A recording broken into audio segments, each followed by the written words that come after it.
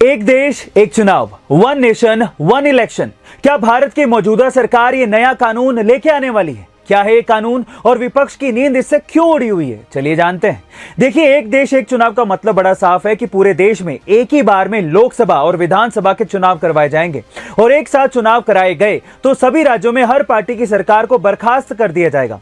फिर एक साथ मुख्यमंत्री और प्रधानमंत्री को एक ही बार में चुना जाएगा। इससे फायदा यह होगा कि एक ही बार में अगर चुनाव होता है तो बार बार होने वाले प्रशासनिक और सुरक्षा बलों पर खर्च किए जाने वाले पैसे बच जाएंगे। बार बार आचार संहिता नहीं लगेगी। पर इससे विपक्ष की नींद क्यों उड़ी? क्योंकि अगर अभी लोकसभा के साथ विधानसभा के भी चुनाव करवाए गए तो मोदी लहर की वजह से केंद्र के साथ साथ अपने अपने राज्य के मुख्यमंत्रियों की गद्दियां भी कहीं विपक्ष से छिन नहीं जाए, इस बात का उन्हें डर है। और इससे विपक्ष का इंडिया अलायंस भी बिखर जाएगा, क्योंकि उन्हें यह समझ ही नहीं आएगा कि वो मोदी के खिलाफ लड़े या फिर अपने अपने राज्य को बचाने के लिए।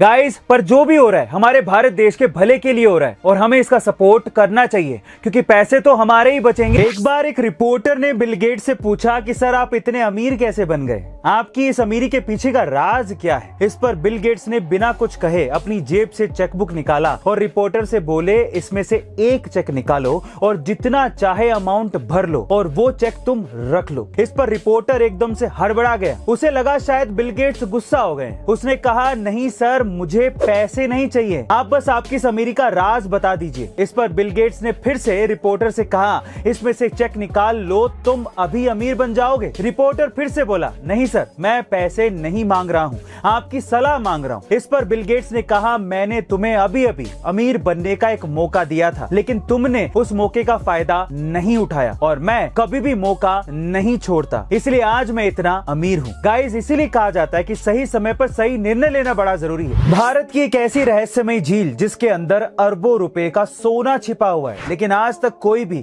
उस सोने को निकाल नहीं पाया है। कहाँ है ये झील और आज तक वहां से सोना क्यों नहीं निकाल पाए? चलिए जानते हैं। गाइस, ये झील है हिमाचल प्रदेश के मंडी जिले के पहाड़ और घने जंगल से घिरी हुई कमरू नाग झील। इस झील का नाम कमरू नाग देवता के नाम पर रखा गया है। ऐसा माना जाता है कि महाभारत के समय खुद भीम ने इस झील का निर्माण किया था।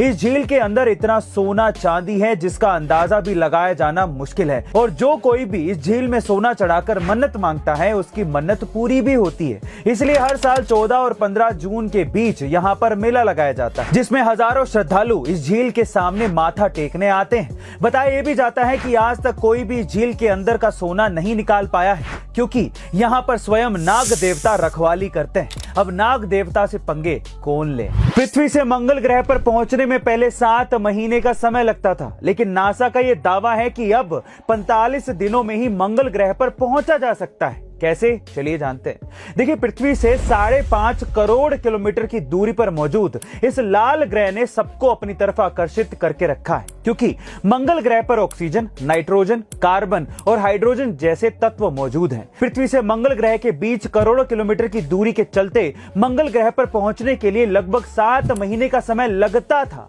लेकिन अब नासा के इनोवेटिव एडवांस्ड कॉन्सेप्ट प्रोजेक्ट के तहत NASA bio model nuclear thermal rocket बनाने की कोशिश कर रहा है। इस रॉकेट में परमाणु ऊर्जा का इस्तेमाल किया जाएगा, जिससे परमाणु रिएक्टर लिक्विड हाइड्रोजन को गर्म कर देगा और इससे आयनाइज्ड हाइड्रोजन यानी कि प्लाज्मा बनेगा, जो रॉकेट की रफ्तार बढ़ाने में मदद करता है।